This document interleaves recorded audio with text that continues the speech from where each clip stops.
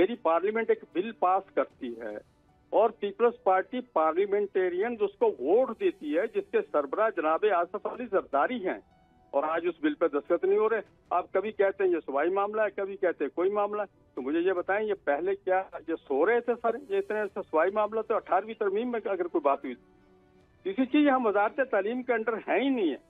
एक तयशुदा फार्मूला, उस फार्मूले को होना चाहिए, या कौम को हुकूमत बताए आके। ये इस तरह के ड्रामे जो सरकारी मुल्ला इर्द गिर्द बिठा के जो प्रेस कॉन्फ्रेंस से हो रही है, हम इनको नहीं मानते। ये 2 साल पहले मदारस जो इन्होंने नहीं है, उन्होंने फैज साहब ने कुछ फैजियाब किए थे, जो नए वफाक बनाए थे, ये वो लोग बैठे हुए थे, ये 2 साल पहले तैयार हुए हैं। मैं उनकी बात कर रहा हूँ, जो 70 साल से मदारस चला रहे हैं। तो गौरी साहब, अगर महकमा तालीम जो है वो इसको मॉनिटर करेगा, आपको बस इस पे तहफ़्फ़ुज़ात है?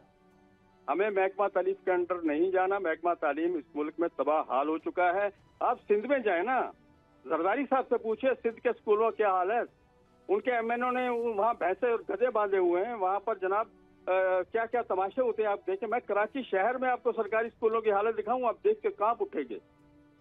ये हालत है तालीम का, तो मुझे तो ना उस खाते में डाले ना। अगर मैं तालीम इस मुल्क के 25-30 लाख तलबा को मुफ्त तालीम दे रहा हूँ, मुफ्त रोटी दे रहा हूँ, मुफ्त रहायश दे रहा हूँ, मुफ्त मेडिकल की सहूलियात दे रहा हूँ, उनको खर्चा तो घर आने जाने का दे रहा हूँ, तो मेरा कसूर क्या है? 17 दिसंबर को आप लोग आ रहे हैं, लॉन्ग मार्च कर रहे हैं, या ये आगे जाने वाले हैं? ये इत्तेहाद तंजीमात मदारस के सरबराह मुफ्ती तकी उस्मानी साहब की बड़ी हमशीरा का कल इंतकाल हुआ है।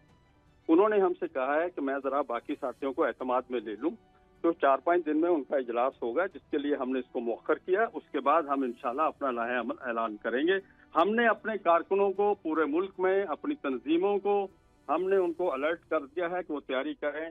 हम आपको कॉल देंगे कहाँ आना है, कहाँ नहीं आना है।